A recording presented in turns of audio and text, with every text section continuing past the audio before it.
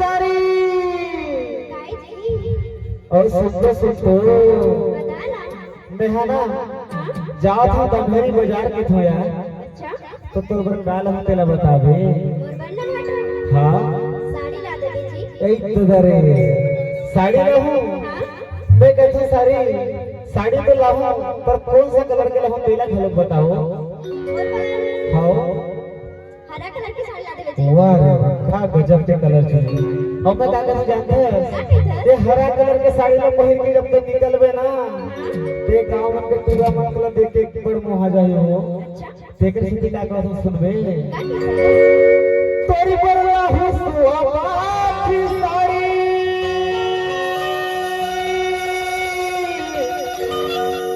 हो सुन ले वो मोर साड़ी हो हा कुंवरा की छो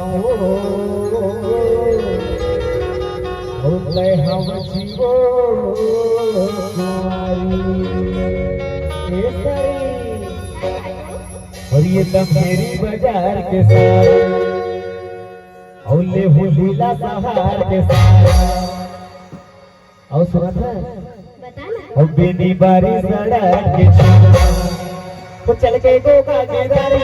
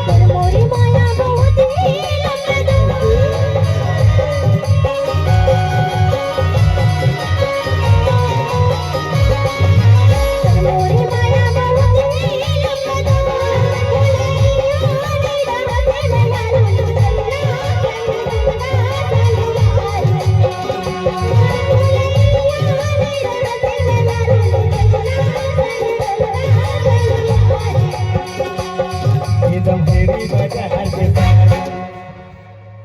होली होलीला सहार के साथ ओ को इच्छा हुई तेला घर बता दे। अब काहे ना कि एक बार जाओ था तो साड़ी बनाऊं ओकर साथ और कुछ लहू तो हुला बता दे मोर पर हां खिनवा लावे। अच्छा वो लावे। अच्छा वहां पर शाटी लावे। अच्छा हो गए बस अब देख तो मैं क्या कहता हूं और ये दमहेरी बाजार के साथ हल्ले हो लीला शहर के सारा और बेनी बारी सड़क पे चल के गो